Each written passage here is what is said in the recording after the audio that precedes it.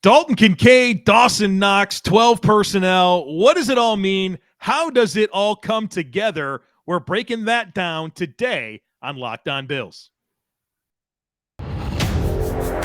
You are Locked On Bills, your daily Buffalo Bills podcast. Part of the Locked On Podcast Network, your team every day.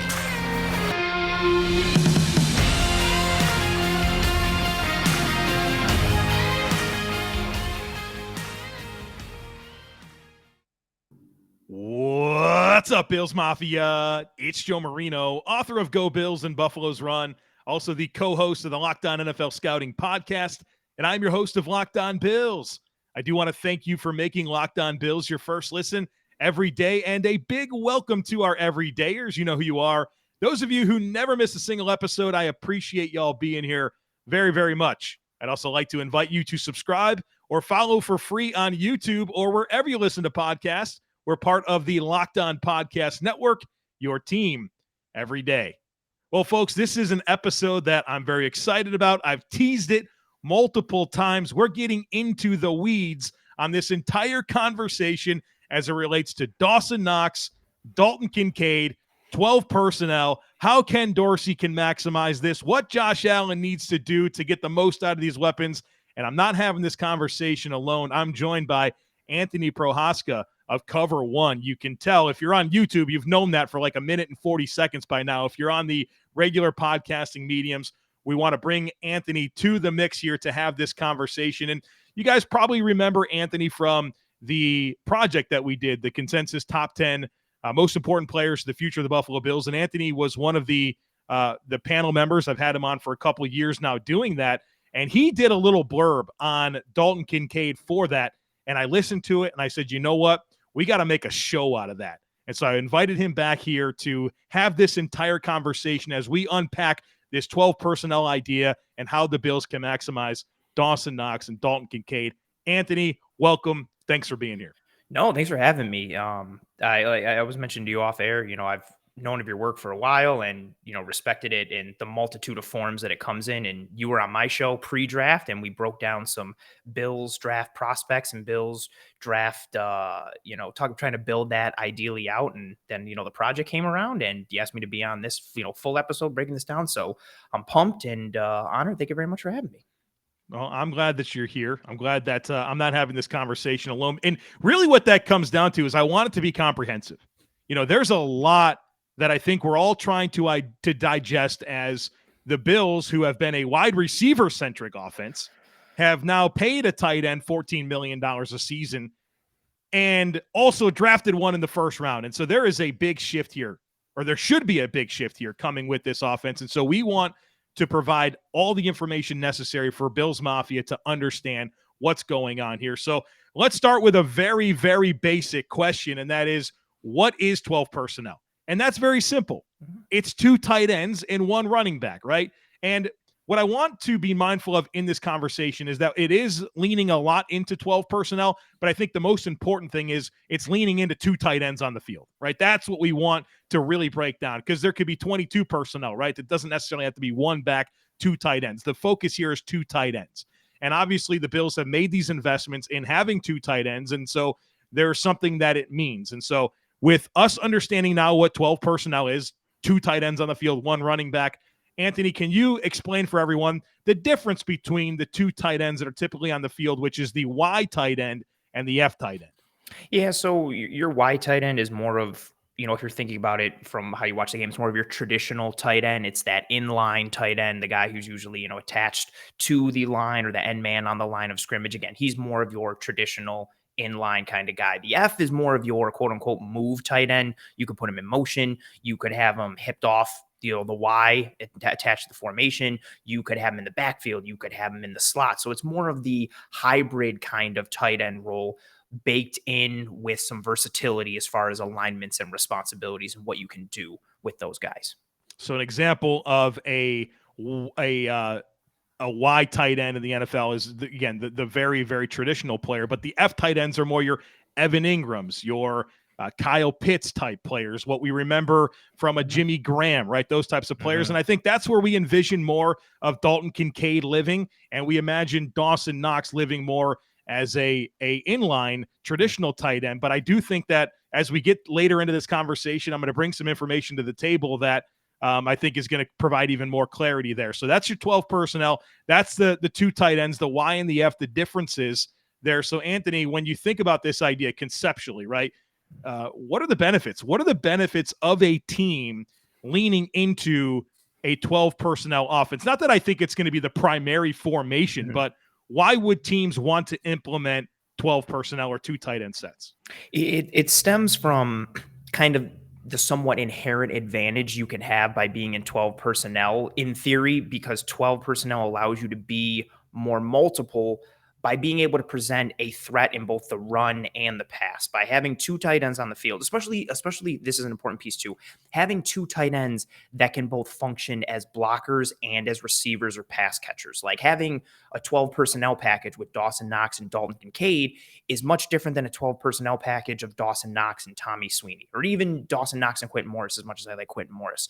So having those two tight ends that can both function as blockers and receivers, that means the defense has to honor both the run and the pass if those two players are present on the field. And then you can take it further depending on the versatility that you have with those two tight ends and how competent they are as blockers or as pass catchers.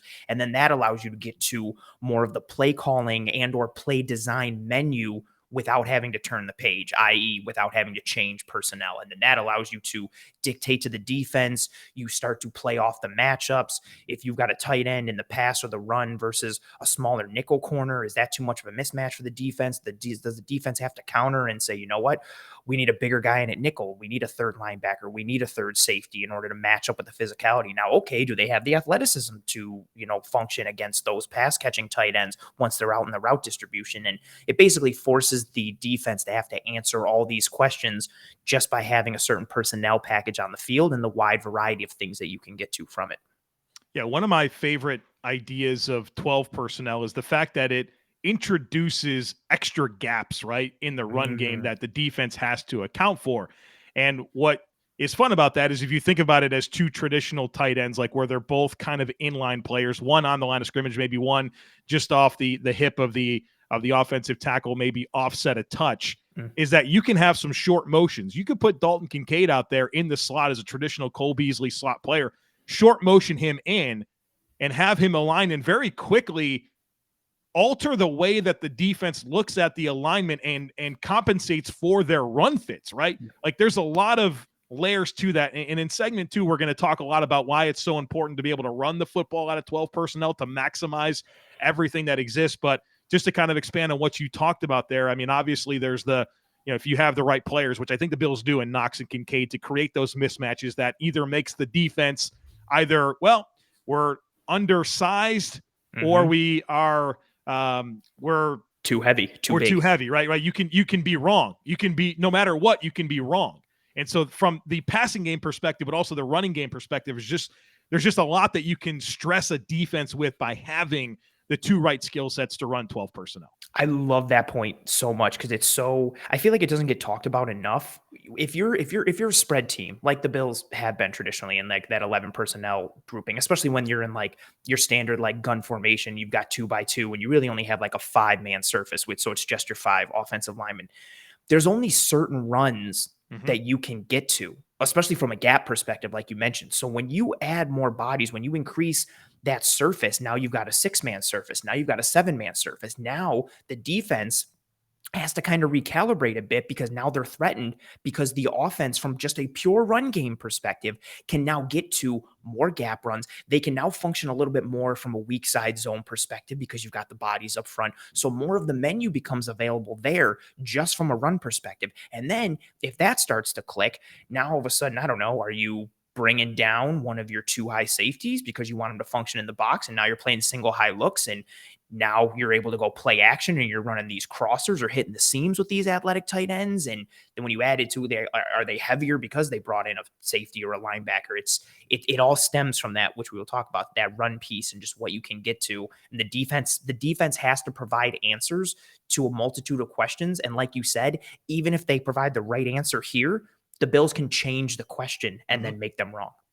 All right, so we just had a really fun conversation there about 12 personnel, the benefits, and man, this sounds awesome, right? I'm fired up, Anthony. But I have a follow-up question to that because I just watched, and you just watched, and we all just watched the Buffalo Bills morph into a top 3 NFL offense by not running 12 personnel, right? They were 11 personnel, 10 spread, wide receivers galore, right? You remember the quote from Sean McDermott when they signed Emmanuel Sanders, we had to keep our fastball. And so I have a follow-up question, Anthony. Did the Bills move away from their fastball? That's honestly like the biggest question.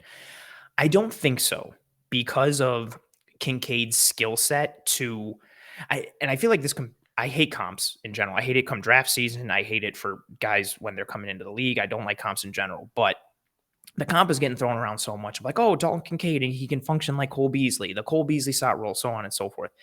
I think he can live in that space to the point that you don't necessarily lose your fastball with how he can help control the middle of the field and maybe bring a little more stability and security to that slot position that whether it was Crowder's injury or McKenzie's inconsistent play, like that slot position just didn't have the juice that it normally has had these past couple of years when Cole Beasley was the guy there. That position was just far too mercurial.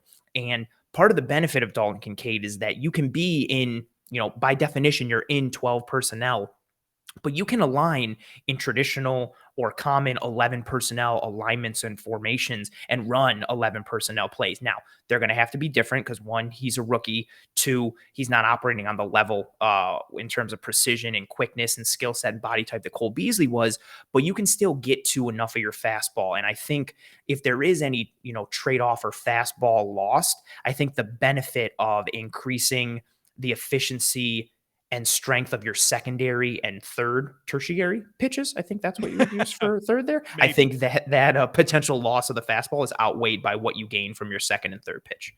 Yeah, I'd agree with that. But also there's got to be some evolution, right? You can't just continue to cling to what's always worked for you because that's still going to be there. Adding this wrinkle, this layer to the offense evolves it.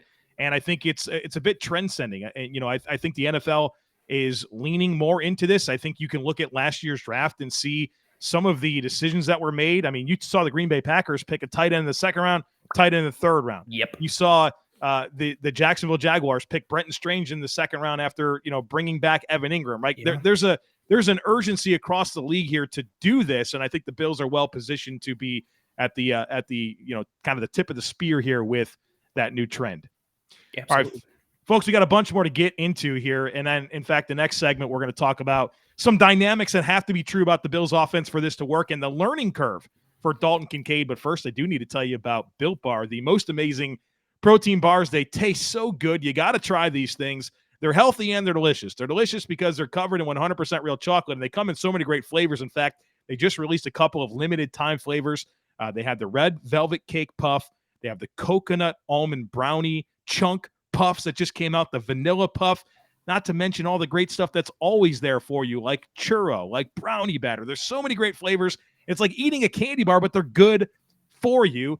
Low calorie, low sugar, high in protein. We're all looking for a little more lean protein for the diet. Check out Built Bars. You can head on over to built.com. Use our promo code LOCKEDON15. That'll get you 15% off your next order. But you can also check out your local Walmart or Sam's Club and get a box off the shelf. So regardless of where you get them, try them out. I got a feeling you'll thank me later.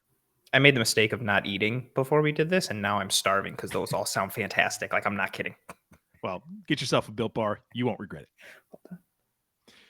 All right, folks, let's continue this conversation by making this very practical. I think we talked a little bit in a vacuum on the benefits of 12 personnel, but we're going to get really real here on Kincaid, Knox, and this offense. And so if this is going to work, Anthony, right? If this is really going to work, what are some of the things that you believe have to be true about the Bills offense for this to be implemented successfully? My first thing, and we alluded to it a bit in that first segment, the Bills need to be successful on the ground. They need to be a threat and somewhat of a formidable one with their run game, Because if not, when you go into this 12 personnel package with Kincaid and Knox, and this isn't necessarily a bad thing that I'm about to say, but if you can't function in the run game, then Kincaid is basically just another wide receiver that's on the field. He's just a bigger, slower, athletic and, smoothly technical receiver, which can still be good. If he can fill some of that Cole Beasley role that was missed last year, that's a win still, even if he's just like a receiver, quote unquote. But if we're talking like 12 personnel actually working, they have to be able to run the ball, because that dictation piece that we talked about earlier, that 12 personnel allows the offense to have, a significant part of that stems from being a threat in the run and the pass. Granted, there's still that mismatch potential, even if you just pass it, because you've got a fast, athletic, bigger bodied guy like Kincaid, and the defense still has to be like, oh, okay, like how do we match with them? But there's less of a conundrum for the defense if you're not a threat on the ground. And when that happens, then the defense really can kind of just match with nickel, depending on what their nickel corner is. So that's that first piece for me. Like you have to be that dual threat. You have to have that versatility. You have to have that multiplicity. And it comes from being able to run the ball in addition to being able to pass out of that formation. Yeah, the entire premise here is dictating terms. You want to be able to create matchup problems, dictate terms, and make the defense wrong no matter what they're doing. And like we talked about, that ability to run the football out of the 12 personnel sets is absolutely critical. I got into the additional gaps that have to be accounted for. Well, okay, that only matters if you can run the football. And I think that's where the evolution has to happen. And part of me is pretty excited. I know that you're really into the weeds with watching the Bills film, and you have a great understanding of it. And I do as well. How many times was Gabe Davis asked to be essentially that insert blocker, right? That I think, and credit to him, like he competed hard, right?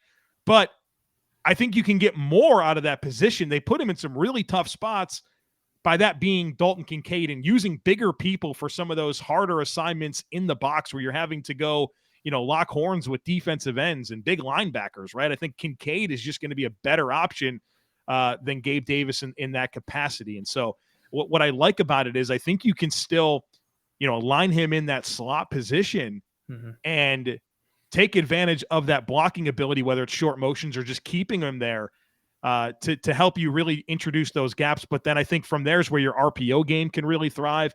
There's where your play action game can thrive, right? Your rollout stuff. I think we all love. What's better than a rollout pass with a 3-layered concept, right? Where it's a short, it's an intermediate, it's a deep, and the quarterback just picks the one that's open, right? Yep. Those seems like such easy plays, but if you can run the football out of 12, you're going to put yourself in position to have those layered reads and progressions to be able to hit that easy button that I think we all want Josh Allen to be able to press a little more often going forward. Yeah, and that 3-layer concept is such a really good point. The Bills have a good, if you want to break it down in particular, like that sail concept. So you've got somebody in the underneath and the flat, and then you've got somebody in the intermediate, and you've got someone vertical. Like Dawson Knox is so good in that intermediate space, whether it's on an out or a corner. Like he had a bunch of them down the stretch, especially against Miami in that Saturday night game. The Bills went to it multiple times. And all of a sudden, if you can run that with him having more space downfield to generate more chunk plays with his athleticism downfield, or even if you want to take the shot downfield to Gabe Davis, because everybody's got to honor that run action. And then on top of it, right? Like, so if the run game is working just with James Cook or Damian Harris or whoever, and now you're just going straight play action with a sprint out or a rollout, or if you want to function in that RPO piece, add in the athleticism and the legs of Josh Allen. And now you've got this like dual threat scenario where the defense has to be like, okay, we have to account for the traditional ground game. Okay, we also have to account for them passing out of this formation. We also have to keep an eye on play action. We also have to watch for the RPO. We also have to watch for the quarterback who can run or chuck in a mile or beat us in the middle of the field with some accuracy. It just, again, there's more questions that have to be asked and more questions that have to be asked. And if you can run the ball well, it opens up so much more. And that's for any offense, right? Like if you are able to function in both the run and the pass as an offense, the world is almost your oyster. For Bills fans, think of your other favorite team other than the Buffalo Bills. Think of the Kansas City Chiefs. Think of when Mahomes went down against Jacksonville. What did they do in the shadow of their goal line with Chad Henne? They just ran the ball down the Jags' throats. What did they do coming out in the second half of the Super Bowl against the Eagles when Mahomes was banged up? They ran the ball down the Eagles' throats. Having the ability to pivot is a helpful piece, but if you can also pivot out of that formation that's designed for you to pivot, goodness gracious, especially with the pieces the Bills have, it gets really interesting from an X's and O's and chemistry standpoint. How about this layer? We're talking about 12 personnel, but again, as I said at the beginning, it's really about 2 tight end sets. The Bills have the opportunity to do some 22 personnel, 2 running backs, 2 tight ends, Knox, Kincaid, Diggs as your receiver, and then James Cook / Damian Harris in the backfield. And all of a sudden, you're showing 22. You motion out James Cook. The guy can play receiver. And you want to talk about maximum stress on a defense. Being able to go from 22 to essentially, what would that? It would still be 22 personnel, but you'd be essentially having 3 receivers on the field. It's just Cook, Kincaid, and Knox. Yeah, it's like a power spread, and that's all. Good luck now. Yeah, who are you motioning out with Cook? Are you tipping your hand because you're in zone? Do you have a linebacker you trust to go one-on-one, or even if you want to go, from the pony 22 to more of running back, fullback 22, and say you want to do James Cook and Reggie Gilliam with Kincaid and Knox, you're presenting a power run look. And the Bills have shown success out of that with Gilliam. So, hey, you want to stay in nickel or too high? Cool. We're going to run power and counter down your throat because we have that ability to, or maybe we put Damian Harris in and we're going with the power run game, or you have to commit to that and we'll throw some play action. And then it's Knox and Kincaid, but also Reggie Gilliam's super athletic and he's comfortable leaking out into the flats and the underneath, or maybe you throw some screens to him. That's a great point. It's another wrinkle, another layer in that menu. And imagine doing that, whether pony or heavier 22. And then imagine you throw some tempo or some no huddle in there. The defense is having to figure out where to match and what to do. Oh, it could get fun. It could get real fun. Maximum stress, right? Maximum stress on the opponent. Is there anything like anything else you want to talk about here in terms of what needs to be true about the Bills offense for this to actually work before we move on? No, I think the run game is the biggest piece. Obviously, there's like little things tied into Kincaid. Like we have to see, how he develops in certain areas, which we're going to get into as this segment goes on. But that's the biggest piece for me. Like that run game has to be viable. All right, so let's talk a little bit more about Dalton Kincaid and the learning curve here, because this is all fine and dandy, right? But Dalton Kincaid has to be able to step on the field and do all this stuff and help this football team. And so, one thing that we've commonly discussed is the learning curve that exists for tight ends. Are typically very slow developing and don't necessarily come in and make huge contributions right away. And so, when I think about Dalton Kincaid and where he's at in his football journey, right? He's still young to football. That's something even Josh Allen said this past week. But one thing I will say is that him being at Utah, I think uniquely sets him up well to come in and be able to potentially get ahead of the curve. Utah uses, they live in 12 and 13 personnel, right? This is the stuff they did all the time, right? And so that's going to help him, but also the routes that he was asked to run. He wasn't in a Mickey Mouse offense over there at Utah. He's running multiple breaks, all levels of the field. It's a great offense to set yourself up to play tight end in the National Football League. And so I have it in the back of my mind that he's still relatively new to football, but I'm also keenly aware of what he did at Utah and how that translates to the next level and just how advanced he is as a receiver. That gives me a lot of hope that the curve here maybe not that steep. Anthony, where are you at on this?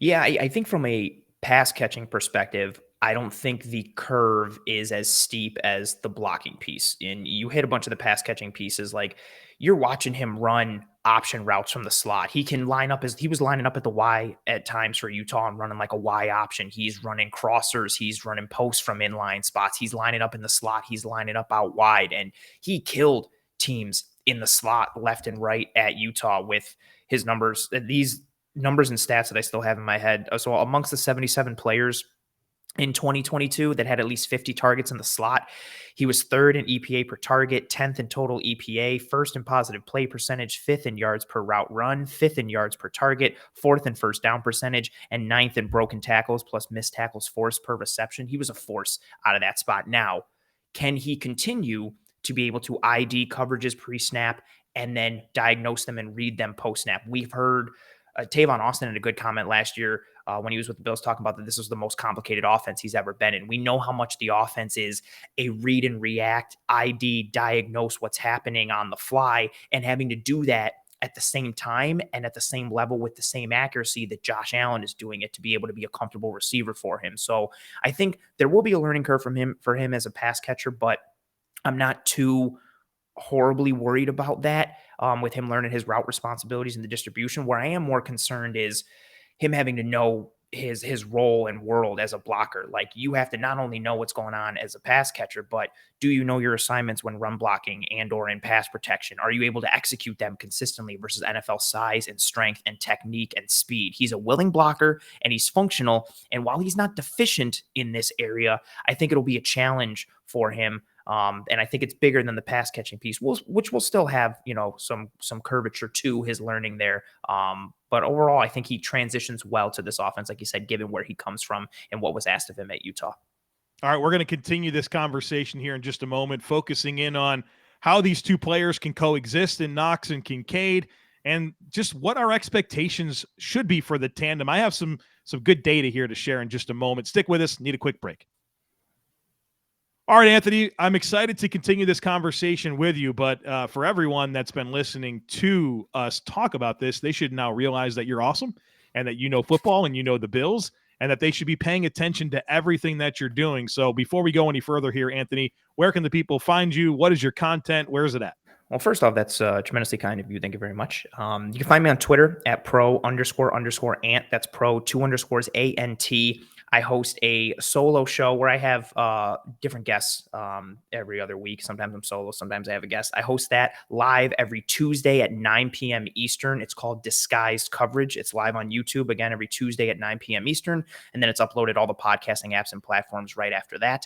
And I also host a show live every Wednesday at 7 p.m. Eastern. It's called the Cover One Film Room. And same thing, live at 7 p.m. Eastern, and then it's uploaded to the podcasting apps and platforms right after that. And it's called the Cover One Film Room because I'm a member of the Cover One team. So you can just search that Cover One channel on YouTube or any of the podcasting apps, search Disguised Coverage, search Cover One Film Room, and you'll find all my work and all my stuff.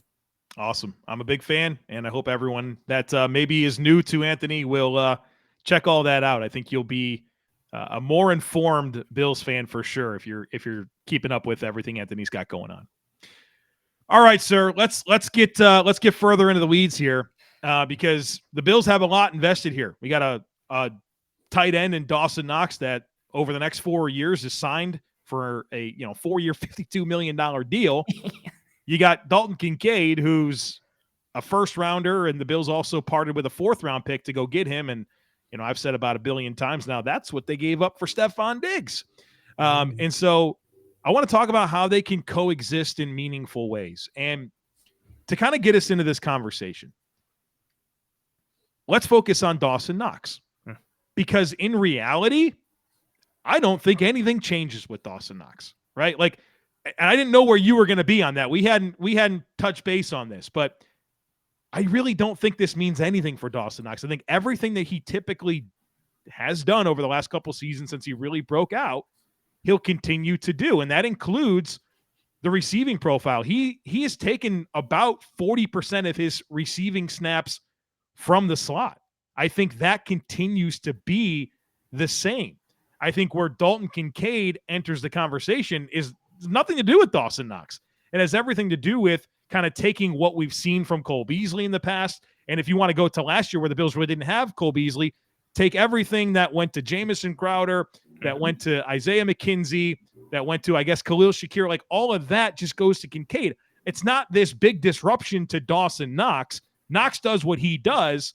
Kincaid kind of takes that other piece of the pie. Where are you at on this? I'm in a similar boat. One interesting piece Dawson Knox's inline snaps have decreased each year from his rookie year in 2019 all the way through last year. So from 2019 through 2022, percentage of snaps in line as that traditional, wide tight end, 51.9%, 41.2%, 37.6%, and then his lowest of his career, 31.3% in 2022. I think you'll see an uptick in more of those inline snaps for him. But to your point, I really don't think his usage or his role is really going to change too much. I think exactly your point, like Kincaid is going to eat into what Deontay Hardy was going to get, or what Khalil Shakir was going to get, or what Trent Sherfield was going to get, or if he was on the team last year, Mackenzie Crowder. Like, he is the big slot. He is 12 personnel because he's a tight end, but you can do so much with him. I don't see Knox's snap share or usage really taking a hit. Maybe from the perspective of like, oh, he's winded a little, cool, we can take him off the field because we're more confident in Kincaid than we were in Tommy Sweeney or Quentin Morris. But I don't think this move is a threat necessarily to Dawson Knox as it is more to the receiving core, like you mentioned. Even Gabe Davis to an extent, right? I think Gabe's still going to get, I guess 70, 75, 80 targets, but I don't know that he gets 100. I think Kincaid could kind of eat into that a little bit, and I think that's a good thing for the Bills offense. Absolutely. So let's get even more practical, because the Bills tight end 2 production has been next to nothing. I mean, we're talking like 10, 15 catches a year, right? Yeah, not great. And now that can't be the case. I've come out and said that, not necessarily right away, but kind of as this year moves along and in 2024, that I think that Dalton Kincaid should be the number 2 option in this passing offense. And so that to me means about 100 targets a year. And then you kind of introduce Dawson Knox back into the conversation, and you're like, well, he's got to get his too. And I think that he probably needs to have around 60, 70, 75 targets, right? I'm asking for 170, 180 targets combined to these 2 players, and Anthony's grimacing over there. But I feel like that's kind of the world that I want to live in to get the value here. And I'll give you a chance to respond, but I want to bring up a little bit more information here. Well, okay, that's great, Joe. You want 150 plus 175 targets for these 2 tight ends. Does that happen in the NFL? There were 2 teams last year that it did.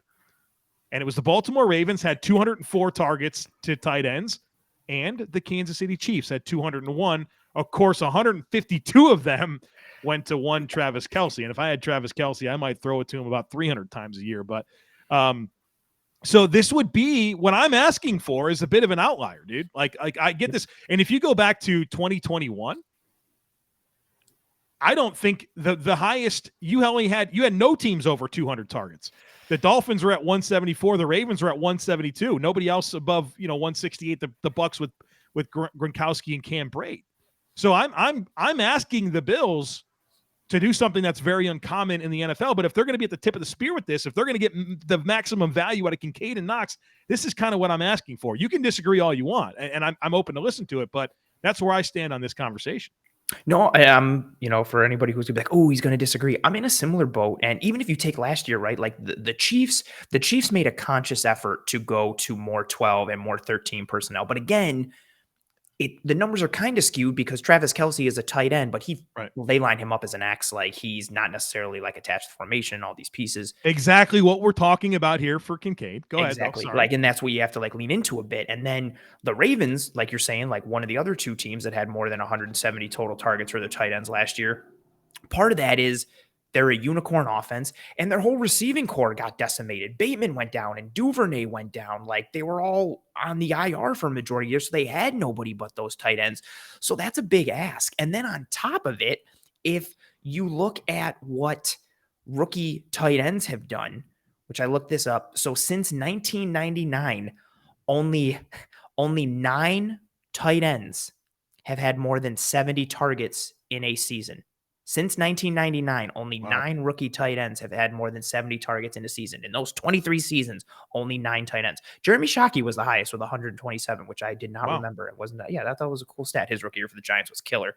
But that's the piece, right? Like, if you're trying to get that value, what does the target share look like? What does the usage rate look like? And I think the snap share perspective will be fine. But to your point, again, if the Bills are rolling and they're winning, like, I guess it'll come to pass and be like, oh, kind of who cares? But yeah, if you invested these resources, you're expecting him to eat into that snap share. And Dawson Knox has been consistently in like 3rd, 4th in targets every year. 2 years ago, Beasley dominated in targets after Diggs. It was Diggs at first with 168 targets. Beasley was second with 115, and then Knox was 3rd with 80. Gabe Davis was 4th with 74. Granted, Emmanuel Sanders got hurt, which flubbed the numbers a little bit. But then last year, Diggs 166, Gabe Davis, 106, Dawson Knox third at 77, and then you had McKenzie with 64, Singletary with 53.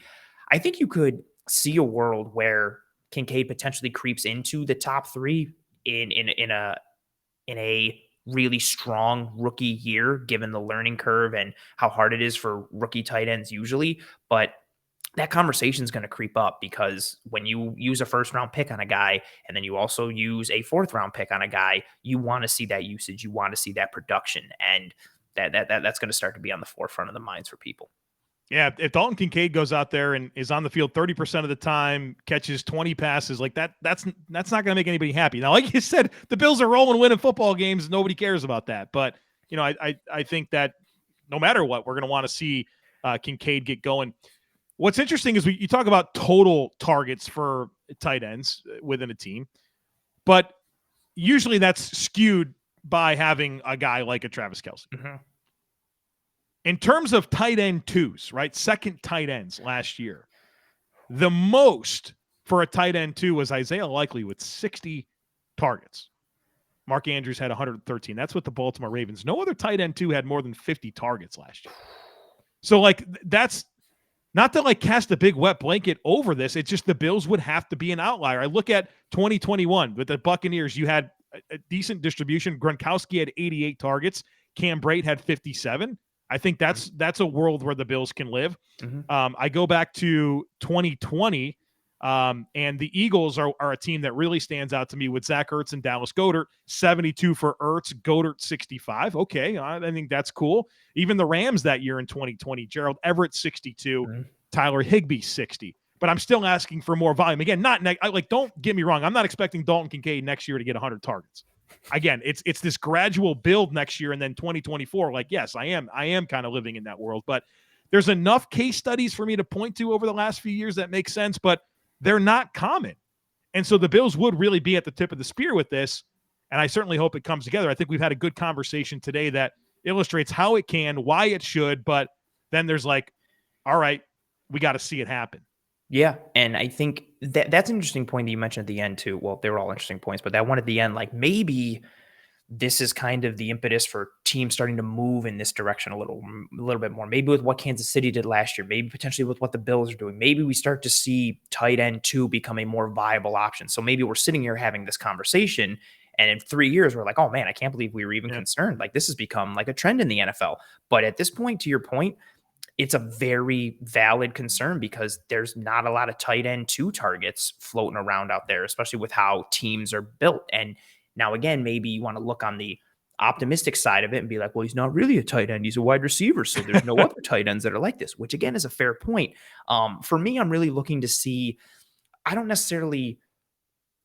him to see targets, but I don't necessarily want to see volume. I want to see more of the type of targets and the more pinpoint usage.